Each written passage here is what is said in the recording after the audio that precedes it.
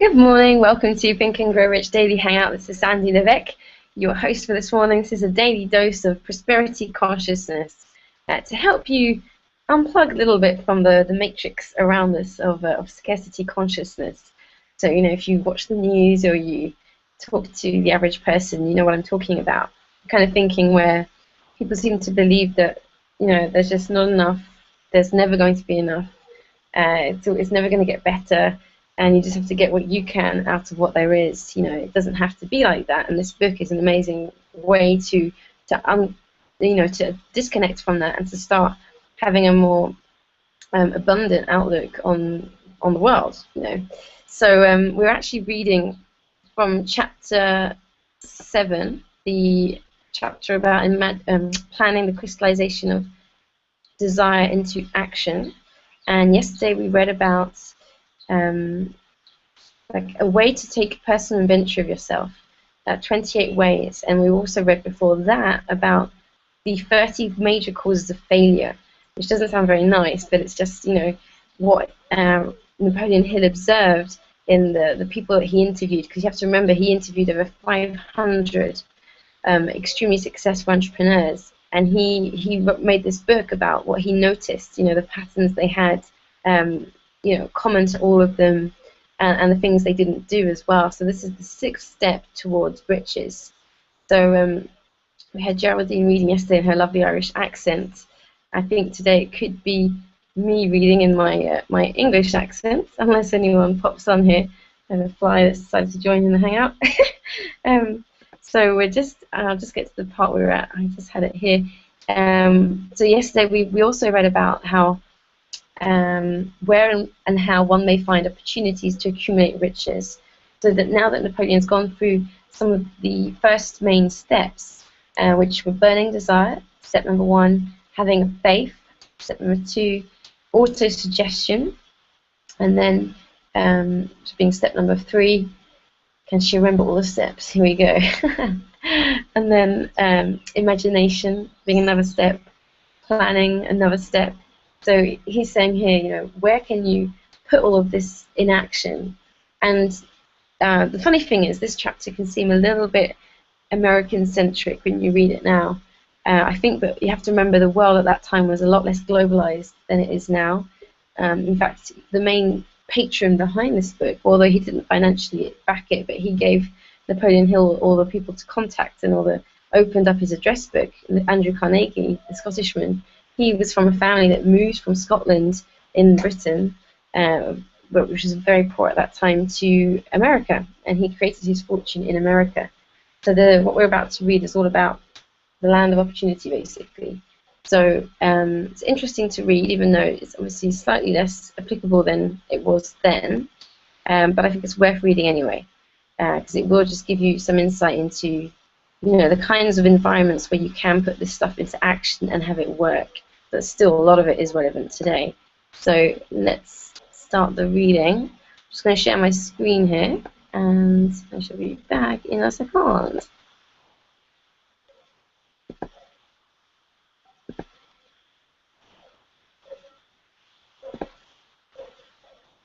And hello to you wherever you're watching from.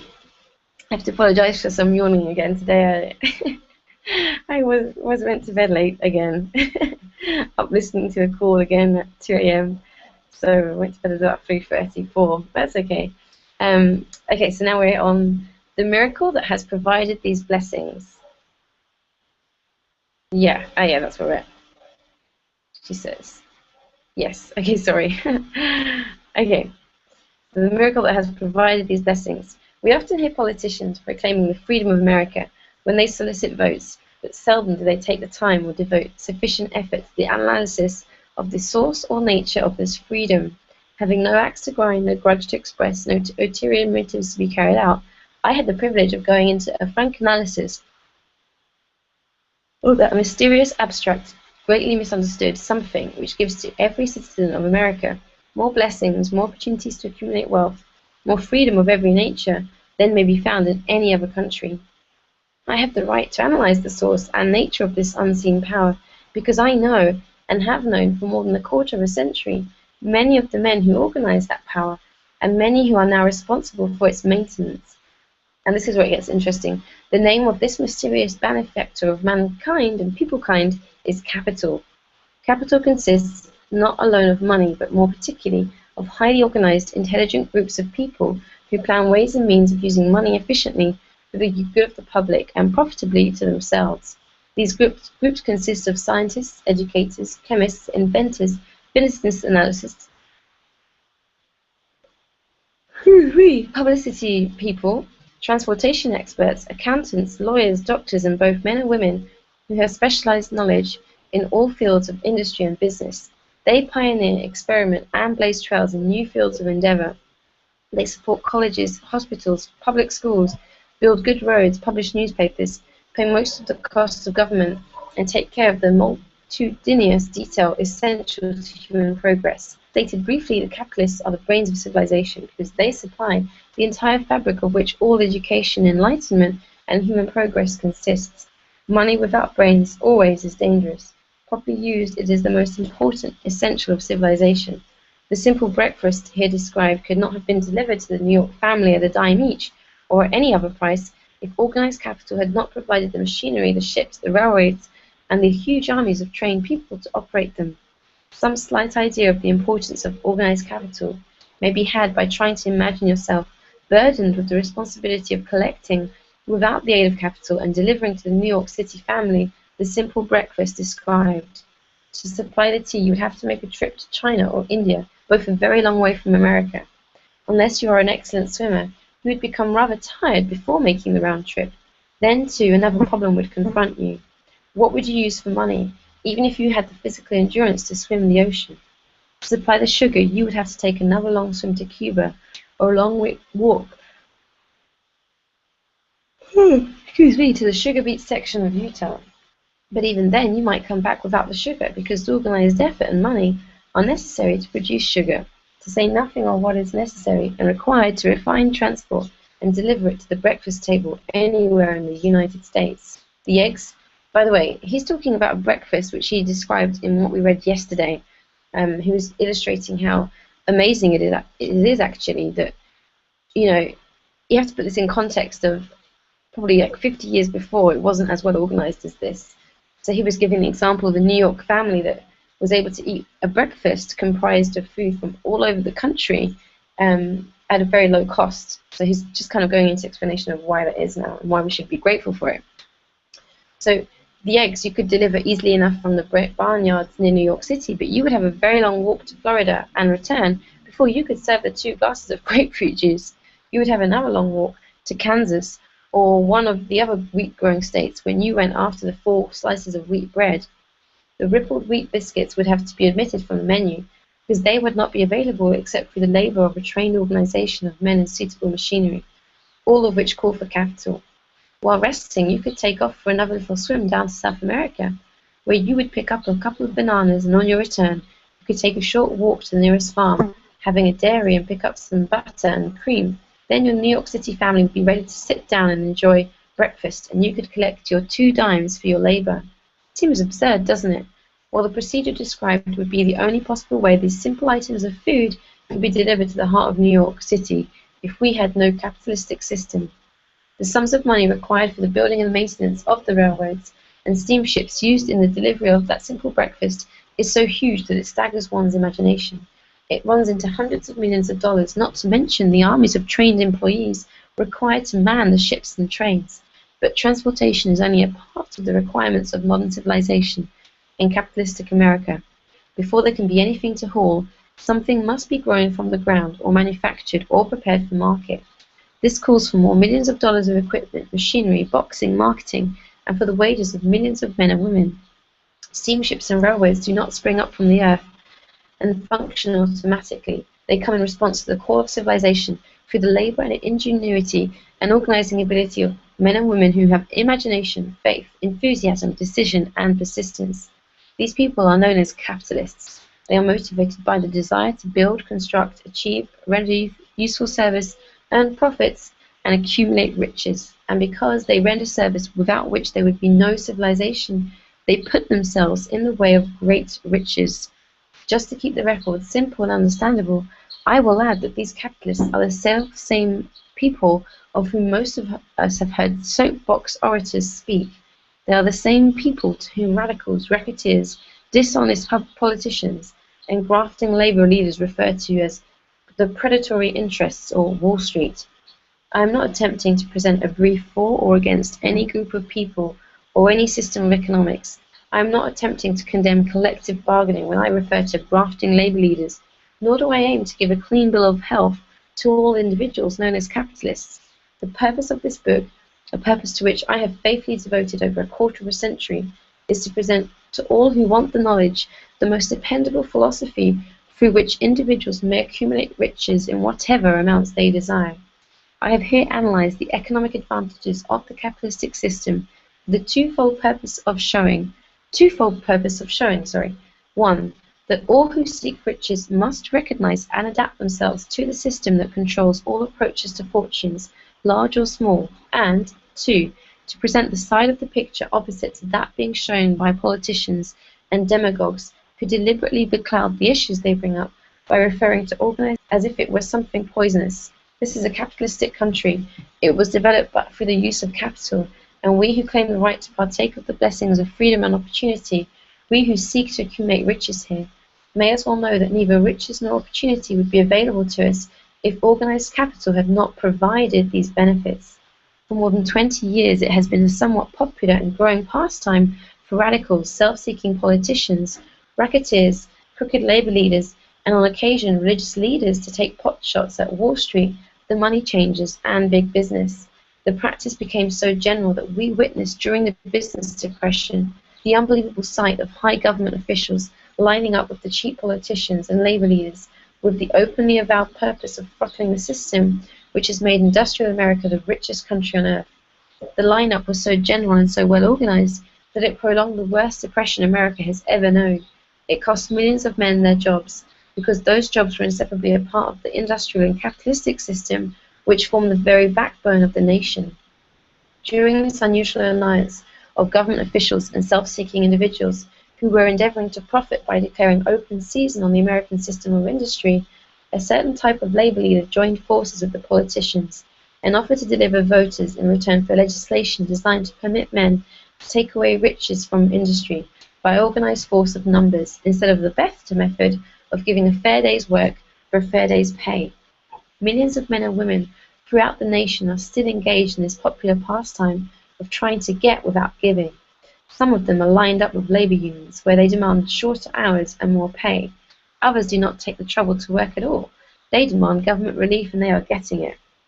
Their idea of the rights of freedom was demonstrated in New York City, where violent complaint was registered with the postmaster by a group of relief beneficiaries because the postman awakened them at 7:30 a.m. to deliver government relief checks. They demanded that the time of delivery be set up to 10 o'clock. If you are one of those who believe that riches can be accumulated by the mere act of people who organize themselves into groups and demand more pay for less service, you are one of those who demand government relief without early morning disturbance when the money is delivered to you. If you are one of those who believe in trading their votes to politicians in return for the passing of laws which permit the raiding of the public treasury, you may rest securely on your belief with certain knowledge that no one will disturb you, because this is a free country where every person may think as they please, where nearly everybody can live with but little effort, where many may live well without doing any work whatsoever. However, you should know the full truth concerning this freedom, of which so many people boast and so few understand. As great as it is, as far as it reaches, as many privileges as it provides, it does not and cannot bring riches without great efforts. There is but one dependable method of accumulating and legally holding riches, and that is by rendering useful service. No system has ever been created by which men can legally acquire riches through mere force of numbers, or without giving in return an equivalent value of one form or another. There is a principle known as the law of economics. This is more than a theory. It is a law no man can beat. Mark well the name of the principle, and remember it, because it is far more powerful than all the politicians and political machines. It is above and beyond the control of all labor unions. It cannot be swayed, nor influenced, nor bribed by racketeers or self-appointed leaders in any calling. Moreover, it has an all-seeing eye and a perfect system of bookkeeping in which it keeps an accurate account of the transactions of every human being engaged in the business of trying to get without giving. Sooner or later, its auditors come around, look over the records of individuals, both great and small, and demand an accounting. Wall Street, big business, capital, predatory interests, or whatever name you choose to give the system which has given us American freedom, represents a group of people who understand, respect, and adapt themselves to this powerful law of economics.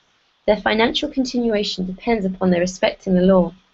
Most people living in America like this country, its capitalistic system and all. Like this country, its capitalist system and all. I must confess, I know of no better country where one may find greater opportunities to accumulate riches. Judging by their acts and deeds, there are some in this country who do not like it. That, of course, is their privilege. If they do not like this country, its capitalistic system, its boundless opportunities, they have the privilege of clearing out.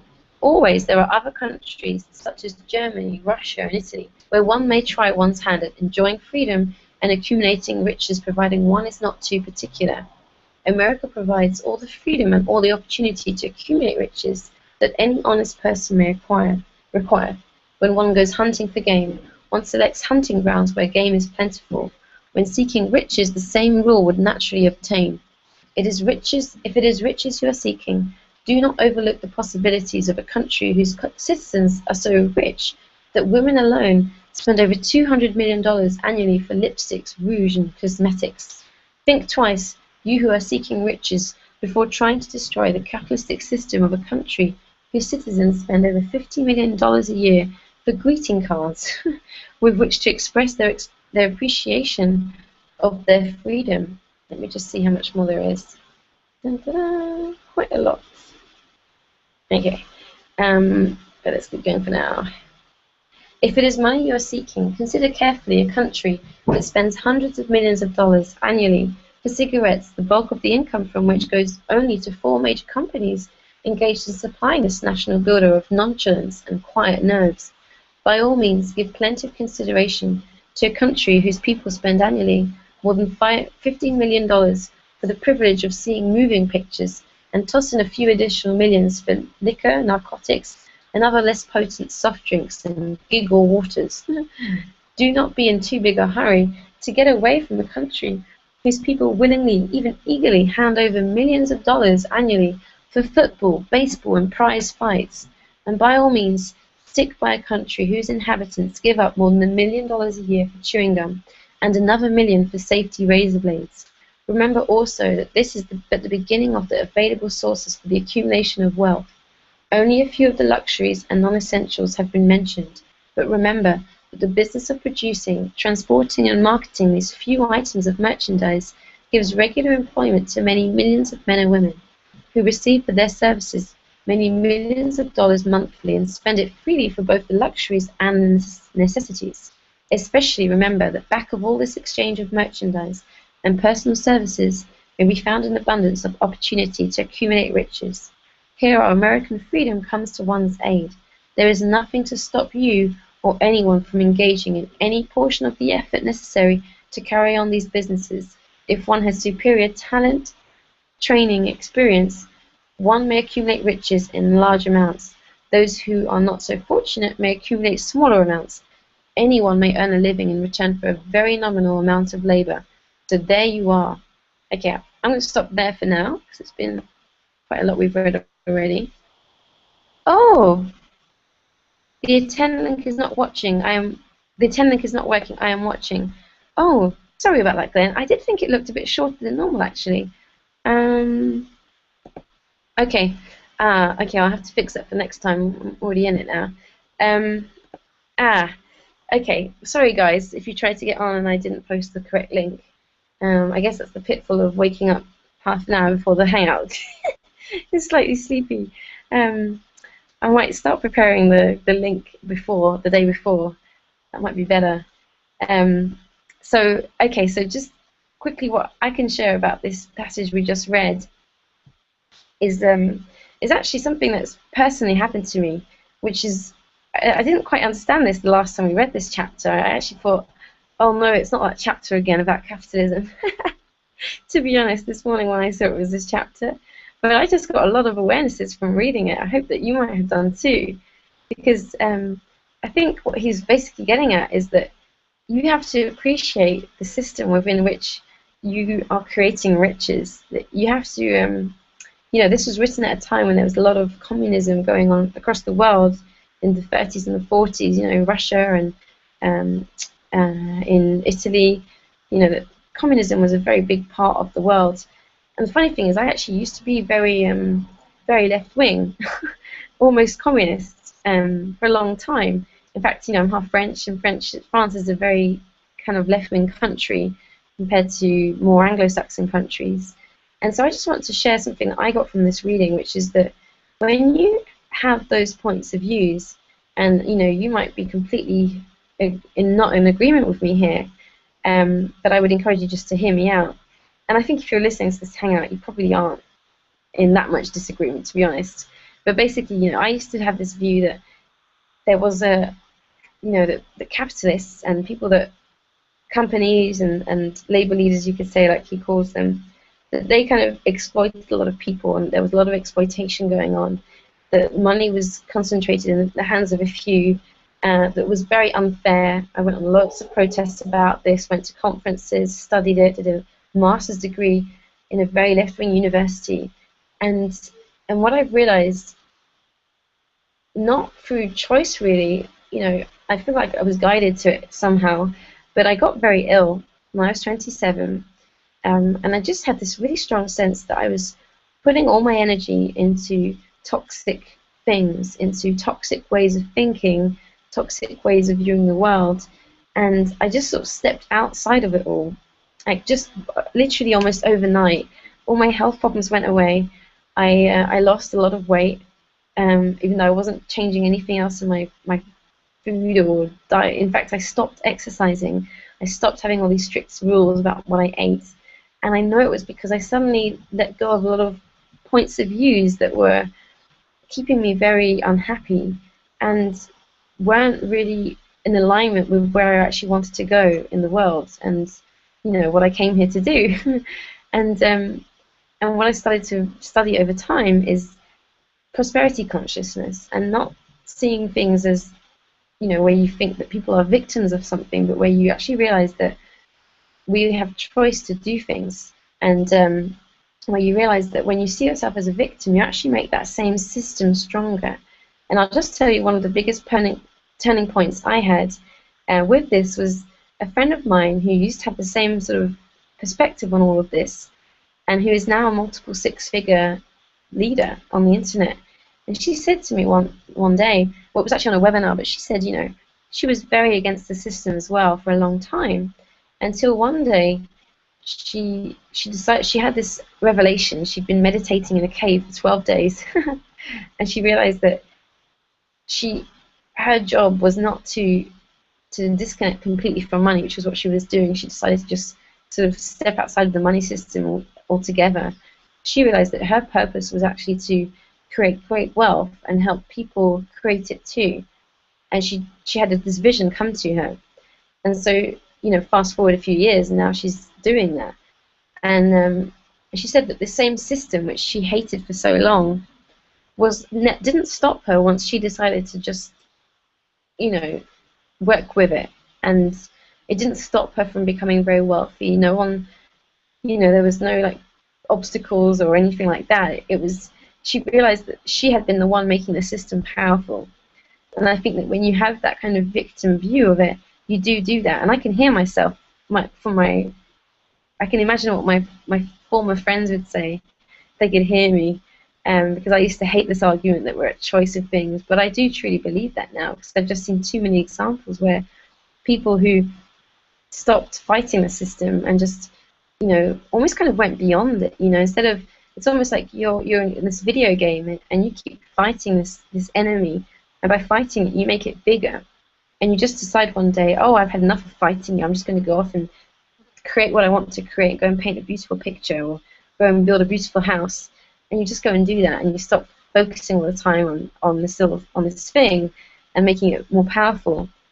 And so that's kind of been my experience. And so I think what Napoleon is talking about here is really helpful, because if you have had those kinds of points of views, you know, Occupy Wall Street, or because what the funny thing is that everything he talks about is very relevant today because it's come back full circle. You know, with the 2008 depression, a lot of people were campaigning in the streets again, Occupy Wall Street, the bankers, and I think you have to, if you want to accumulate riches, you have to follow all of the steps, and this step is one of them. You know, put yourself in a place where you can accumulate riches. You know, learn a skill set which will take you there, and find something which has infinite possibilities in it. You know, I knew, for example, that teaching dance classes was not going to help me do that really, unless I could make DVDs of it and sell them worldwide, which the company I was part of wouldn't allow. It only allowed its founder to do that.